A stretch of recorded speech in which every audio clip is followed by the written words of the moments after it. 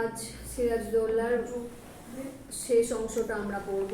আগের দিন আমরা ঘসেটি বেগমের চরিত্রটা দেখছিলাম। ঘসেটি বেগমের মনের হিংসা, রাগ, সিরাজের বিরুদ্ধে তার প্রতিহিংসা, এই সমস্ত কিছুটা আমরা একটু জেনেছি। এবার বলছেন, সিরাজ বলছে আমরাই বুঝি ক্ষমা করব বিদ্রোহিণীকে, মায়ের মতো সম্মান দিয়ে মায়ের বোনকে মায়ের পাশে বসিয়ে রাখতে চেয়েছিলাম। তাহলে সিরাজ কি বলছে? ঘসেটি বেগম তো তার মাসি, মাসি মানে তো মায়েরই মতো। তাই জন্যই সিরাজ বলছেন যে তোমাকে আমি মায়ের মতো করে সম্মান দিয়ে, মায়ের মতো ভালোবেসে তা আমার পাশে রাখতে চেয়েছিলাম, কিন্তু তোমার তো তা ভালো লাগছে না। আজ ভয় হচ্ছে শেষটাই না বাধ্য হয়ে তোমাকে সেই অন্ধকার কারাগারেই বন্দি করতে হয়। মানে তোমার কার্যকলাপটাই এরকম। তোমাকে আমি যতবার ক্ষমা করছি, যতবার মা হিসাবে ভেবে তোমাকে আমার পাশে রাখতে চাইছি, তুমি ঠিক তার এত বিরোধিতা করে যাচ্ছ যে আমাকে বাধ্য হয়ে তোমাকে অন্ধকার কারাগারে নিক্ষেপ করতে হবে। লুৎফা তখন বলছে নবাব জাহাপানা, মানে লুৎফা হচ্ছে ভয় পাচ্ছে। লুৎফা ঘসেটি বেগমের যে প্রতিহিংসা পরায়ণ চরিত্রটা দেখছে, সে ভয় পাচ্ছে। কারণ সে বুঝতে পারছে যে যুদ্ধ সঙ্গীন মানে এবারে যুদ্ধ যদি হেরে যায় তাহলে তার নবাব তো আর ঠিকঠাক মানে থাকবে না, তাকে তো হয়তো হত্যাও করে দিতে পারে। তাই লুৎফা মনে মনে প্রচণ্ড ভয়ে আছে। সিরাজ বলছেন ঘরে বাইরে প্রতিনিয়ত এই বাক্য জ্বালা আমি আর সইতে পারি না লুৎফা। এমন কোনো অপরাধ আমি করিনি যার জন্য সকলের কাছে সব সময় অপরাধীর মতো আমাকে করজোড়ে থাকতে হবে। তার মানে আত্মীয়রা ওর সঙ্গে এত খারাপ ব্যবহার করছে। আমরা যে কোনো খারাপ সময়ে, আমাদের বাইরে যখন খারাপ সময় আসে, আমরা যখন প্রতিদ্বন্দ্বী শক্তির মাঝে এসে দাঁড়াই, তখন আমরা কি মনে করি যে আমার আত্মীয়দের কাছে আমরা একটু শান্তি পাবো। বাইরে যখন ঝড়ঝাপটা আসে তখন বাড়ির লোকটা কি করে, মাথায় হাত বুলিয়ে দেয়, বলে ঠিক আছে আমরা তোমার পাশে আছি, সে একটু মনের জোর পায়। কিন্তু সিরাজের এমনই কপাল যে তার আত্মীয়রাই তার সঙ্গে কি করছে, বিরোধিতা করছে, তার ক্ষতি চাইছে। ওই জন্যই বলছে যে আমি এমন কি পাপ করেছি যে ঘরে বাইরে আমাকে সব জায়গাতেই এত কষ্ট সহ্য করতে হচ্ছে। সিরাজ খুব কষ্ট পাচ্ছে, দুই হাতে মাথা চেপে ধরছে। তার মানে যখন আমরা আপসেট হয়ে পড়ি এরকম করে মানে আমরা কষ্ট পাই, তো সেরকম সিরাজেরও ঠিক সেরকমই অবস্থা। ঘসেটি বেগম এখনো বলে যাচ্ছে, কি বলছে, অপরকে বঞ্চিত করে যে সিংহাসন পেয়েছো সেই সিংহাসন তোমাকে শান্তি দেবে ভেবেছো? তাহলে এই যে ঘসেটি বেগমের মনের ভেতরে সিংহাসন পাওয়ার লোভটা ছিল, সে ভেবেছিল যে সে বড় মেয়ে, তার স্বামীকে সিংহাসন দেয়া হবে, কিন্তু তার স্বামী একটা অসময়ে মারা গেছে। তাই তখন সে শওকতজংকে পালিত পুত্র হিসাবে নিয়েছে, দত্তক নিয়েছে, কিন্তু শওকতজংকেও হচ্ছে যে আলীবর্দী খা বসায়নি, সিরাজকে বসিয়েছে। তাহলে এই রকম পরিস্থিতিতে ঘসেটি বেগম কিন্তু প্রচণ্ড পরিমাণে রেগে যাচ্ছেন, আর রেগে গিয়ে তার মনের হিংসাটা প্রকাশ করে ফেলছেন। সিরাজ বলছে আমি জানি কেমন করে ওদের কণ্ঠ রোধ করা যায়, কেমন করে স্পর্ধায় উন্নত ওদের শির আমার পায়ের তলায় নুইয়ে দেয়া যায়। শুধু আমার মুখের একটা কথা, চোখের একটা ইঙ্গিত সাপেক্ষ আমি তাও পারি না শুধু আমি কঠোর নই বলে, পারি না শুধু পরের ব্যথায় আমার প্রাণ কেঁদে ওঠে বলে।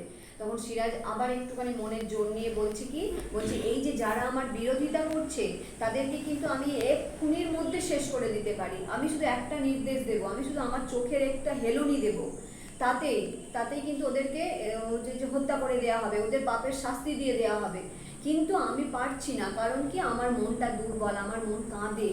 অন্যের ক্ষতি হলে, অন্যের কষ্ট হলে আমার মনটা কাঁদে। ওদেরকে যদি আমি হত্যা করে দিই, ওদের বাড়িতে পরিবার আছে, স্বামী যদি মারা যায় তার স্ত্রী আছে, ছেলে মেয়ে আছে, তাহলে এই সমস্ত পারিপার্শ্বিক চিন্তা ভাবনা করে আমার মন কাঁদে, ওদের কথা ভাবে। তাই জন্যই আমি ওদেরকে হত্যা করতে পারছি না। লুৎফা বলছে নবাব জাহাপানা আপনার চোখে জল, আমি তা সইতে পারি না। ঘসেটি বেগম বলছে আজকাল এই কান্না শুধু বিলাস, কিন্তু এই কান্নার বিরাম নেই। চোখের জলে নবাব পথ দেখতে পাবেন না, বেগমকে আজীবন আমারই মতো কেঁদে কাটাতে হবে। আমি না কেঁদে কেঁদে অন্ধ হবে, পলাশির প্রান্তরে কোলাহল ছাপিয়ে উঠবে ক্রন্দন রোল।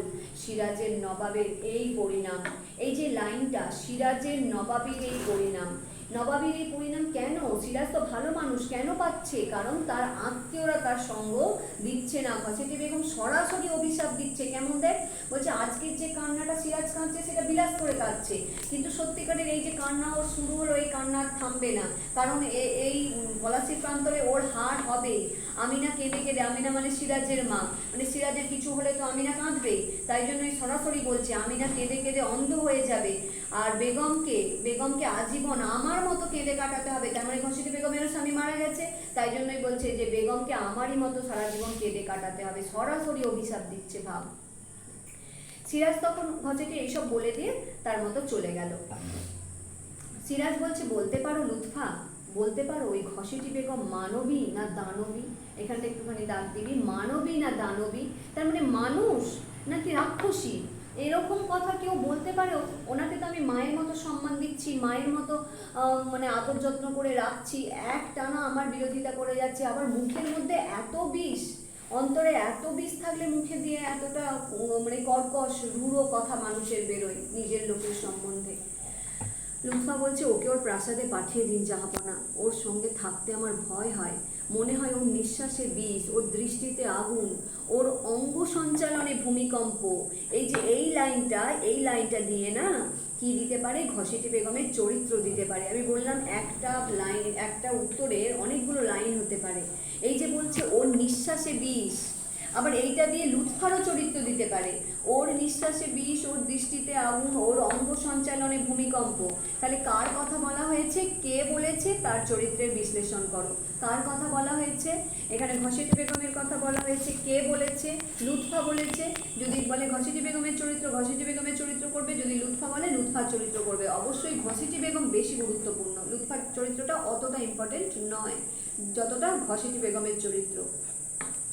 সিরাজ বলছে, মাত্র 15টা মাস আমি রাজত্ব করেছি লুৎফা, এই 15 মাসে আমার এমনই অভিজ্ঞতা হয়েছে, মানুষের এমন নির্মমতার পরিচয় আমি পেয়েছি যে মানুষকে আমি শ্রদ্ধা করতে পারি না, ভালোবাসতে পারি না। মানে বলছে মানুষের সঙ্গে আমার এতটাই মানে খারাপ ব্যবহার পেয়েছি যে আমি কোনো মানুষকেই আর ভালোবাসতে পারছি না, শ্রদ্ধা করতে পারছি না, এরকম একটা পরিস্থিতি সৃষ্টি হয়ে গেছে।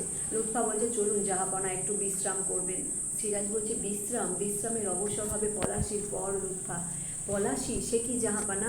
সিরাজ বলছে, তুমি এখনো শোনোনি? পলাশির মাঠে আবার যুদ্ধের সম্ভাবনা। লুৎফা বলছে, আবার যুদ্ধ জাহাপানা? সিরাজ বলছে, 15 মাসের নবাবী লুৎফা, তার মাঝে পুরো একটা বছর যুদ্ধে, ষড়যন্ত্র ভেদে, গুপ্তচর পরিচালনায় অতিবাহিত হয়ে গেল, এইবার হয়তো শেষ যুদ্ধ। লুৎফা বলছে, শেষ যুদ্ধ? সিরাজ বলছে, যদি জয়ী হয় তাহলে হয়তো আর যুদ্ধ হবে না, আর যদি পরাজিত হয় তাহলেও তো নয়, যদি হেরে যায় তো আর যুদ্ধ হবেই না, তাকে তো মেরেই দেবে, তাকে তো আর যুদ্ধ করতেই হবে না। আর যুদ্ধে জয়ী যদি হয় তাহলে একবারে সমূলে ইংরেজদেরকে বিনাশ করবে, আর কিছুতেই ইংরেজদেরকে মাথা তুলে দাঁড়াতে দেবে না। লুৎফা বলছে, পলাশি, মানে লুৎফার খুব চিন্তা হচ্ছে। সিরাজ বলছেন, পলাশি, লাখে লাখে, এই লাইনটা খুব ইম্পর্টেন্ট, পলাশি, রাক্ষসী পলাশি, লাখে লাখে পলাশ ফুলের অগ্নিবরণে কোনোদিন হয়তো পলাশির প্রান্তর রাঙা হয়ে থাকতো, তাই আজও তার বুকের রক্তের তৃষ্ণা, জানি না আজ কার রক্ত চায় সে, পলাশি, রাক্ষসী পলাশি। তার মানে পলাশি কেন নাম হয়েছিল? প্রচুর পলাশ ফুল ফুটতো, লাল লাল পলাশ ফুল ফুটে থাকতো, আর সেই জন্যই ওখানটা একদম সুন্দর রঙিন হয়ে থাকতো, আর নাম হয়েছিল পলাশি। তাই জন্য সিরাজ বলছে, হয়তো এই লাল পলাশ ফুটে থাকতো বলেই পলাশি সবসময় লাল জিনিস খোঁজে, তাই সে আজকে লাল রক্ত খুঁজছে। কার রক্ত চায় সে? নবাবের রক্ত চাই নাকি মানে বিদেশি ইংরেজ শক্তির রক্ত চাই? যার হোক রক্ত তো সে নেবেই, তাই জন্যই বলছে পলাশি, রাক্ষসী পলাশি। তাহলে এই সিরাজদৌল্লা নাটকটা পড়াতে পড়াতে আমি তোমাদের প্রত্যেকটা লাইন বলে দিয়েছি কোন কোনগুলো কোশ্চেন আসতে পারে। এরপরে যদি আমি সম্ভব হয় তাহলে আমি আলাদা করে কোশ্চেনগুলো বলে দেবো, কটা ইম্পর্টেন্ট কোশ্চেন আছে। আজকে এখানেই শেষ করলাম। কত মিনিট হয়েছিল?